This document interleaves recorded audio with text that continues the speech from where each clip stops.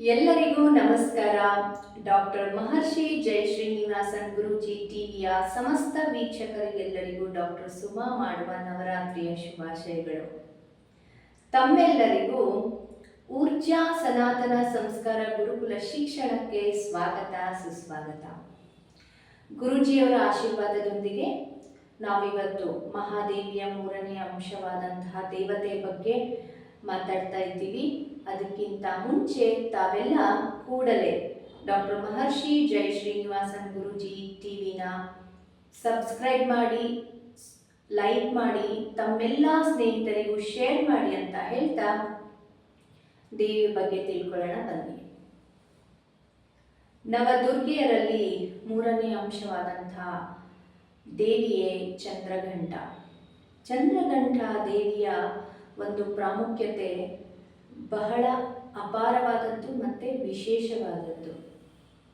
ಈ ಚಂದ್ರಘಂಟ ದೇವಿ ಜ್ಞಾನಸಾಗರ, ಶಕ್ತಿ, ಶೌರ್ಯ, ಧೈರ್ಯವನ್ನು ಕೊಡುವಂತಹ ದೇವತೆ. ಚಂದ್ರಘಂಟ ದೇವಿಯು ತನ್ನ ಮಸ್ತಕದಲ್ಲಿ ಚಂದ್ರಾಕಾರದ ಘಂಟೆಯನ್ನು ಧರಿಸಿರುವಂಥವಳು. ಆದ್ದರಿಂದ ಅವಳಿಗೆ ಚಂದ್ರಘಂಟ ದೇವಿ ಅಂತ ಹೇಳಿ ಕರೆದ್ರು.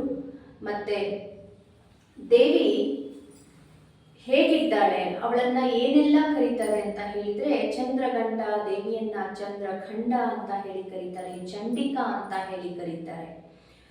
ದೇವಿಯ ಸ್ವರೂಪ ಹೇಗಿದೆ ಅಂತ ಹೇಳಿದ್ರೆ, ಅವಳಿಗೆ 10 ಕೈಗಳು, 10 ಕೈಗಳಲ್ಲಿಯೂ ಸಹ ಶಸ್ತ್ರಾಸ್ತ್ರಗಳನ್ನ ಹಿಡ್ಕೊಂಡು ಸಿಂಹ ವಾಹಿನಿಯಾಗಿ ರಾಜಾಜಿಸುತ್ತಕ್ಕಂತಹ ದೇವತೆ ಅವಳು. ಶುಕ್ರ ಗ್ರಹಕ್ಕೆ ಅಭಿಮಾನಿಯಾದಂತಹ ದೇವತೆ. ಈ ದೇವಿಯ ಒಂದು ವಿಶೇಷತೆ ಏನು ಅಂತ ಹೇಳಿದ್ರೆ, ಅಸುರರನ್ನ ಸಂಹಾರ ಮಾಡುವವಳು.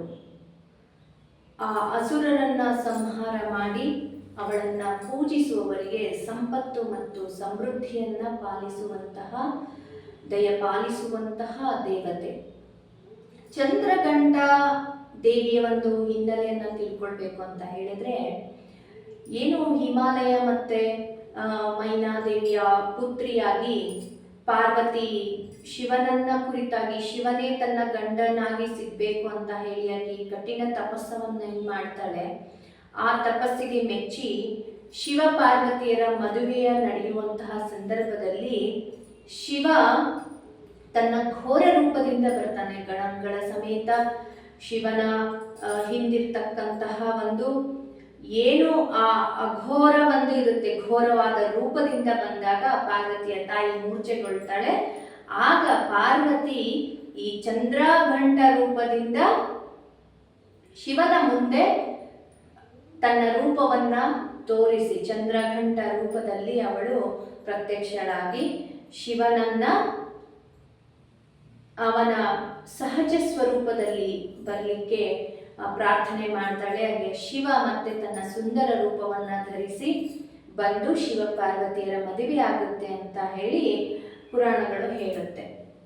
ಹೀಗೆ ಚಂದ್ರಘಂಟಾ ದೇವಿಯನ್ನ ಪೂಜಿಸೋದು ಹೇಗೆ, ಚಂದ್ರಘಂಟಾ ದೇವಿಯನ್ನ ಭಕ್ತಿಯಿಂದ ನಮ್ಮ ಮನಸ್ಸಿನಲ್ಲಿರ್ತಕ್ಕಂತಹ ಮನೋಕಾಮನೆಯನ್ನ, ನಮ್ಗೇನ್ ಬೇಕು ಅದನ್ನ ನಾವು ದೇವಿಯಲ್ಲಿ ಪ್ರಾರ್ಥನೆ ಮಾಡಿಕೊಂಡು ದೇವಿಯನ್ನ ಗಂಧ ಪುಷ್ಪಗಳಿಂದ ಅರ್ಚನೆ ಮಾಡಿ ಮತ್ತೆ ನೈವೇದ್ಯಗಳನ್ನು ಮಾಡಿ ದೇವಿಗೆ ಬೇಕಾದಂತಹ ಇಷ್ಟವಾದಂತಹ ಸಿಹಿಯನ್ನ ಮಾಡಿ ದೇವಿಗೆ ನಾವು ನೈವೇದ್ಯವನ್ನ ಮಾಡಿ ಹಣ್ಣು ತಾಂಬೂಲಗಳನ್ನು ಸಮರ್ಪಿಸಿ ಓಂ ದೇವಿ ಚಂದ್ರಘಂಟಾಯೇ ನಮಃ ಅಂತ ಹೇಳ್ಕೊಳ್ಬಹುದು, ಅಥವಾ ಶ್ರೀ ಚಂದ್ರಘಂಟಾ ದೇವಿಯೇ ನಮಃ ಅಂತ 108 ಸರ್ತಿ ಹೇಳ್ಕೊಳ್ಬಹುದು. ಅದಲ್ಲದೆ ಚಂದ್ರಘಂಟಾ ದೇವಿಯ ಸ್ತೋತ್ರ ಕೂಡ ಇದೆ. ಪಿಂಡಜ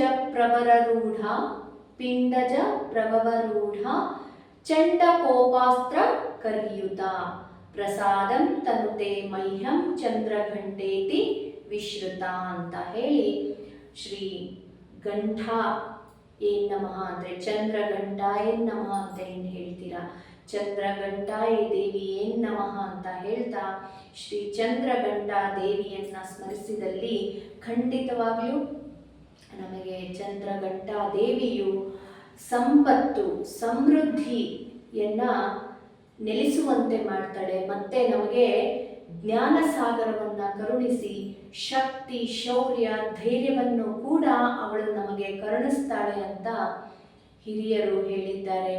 ಮತ್ತೆ ಅದು ನಿಜವೂ ಕೂಡ. ದೇವಿಯ ಆರಾಧನೆಯಿಂದ ನಮಗೆ ಖಂಡಿತವಾಗಿಯೂ ಎಲ್ಲವೂ ಸಹ ಲಭಿಸ್ತದೆ. ಹೀಗೆ ಶ್ರೀ ನವದುರ್ಗೆಯರಲ್ಲಿ ಮೂರನೇ ಅಂಶವಾದಂತಹ ಶ್ರೀ ಚಂದ್ರಘಂಟಾ ದೇವಿಯನ್ನ ಆರಾಧನೆಯಿಂದ ನಮಗೆ ಸಕಲವು ಲಭಿಸುತ್ತೆ ಅಂತ ಹೇಳ್ತಾ, ಮತ್ತೆ 4ನೇ ದೇವಿಯ ಅವತಾರದ ಬಗ್ಗೆ ಮಾತಾಡೋದಕ್ಕೆ ಮತ್ತೆ ನಾನು ಮುಂದೆ ಇರ್ತೀನಿ.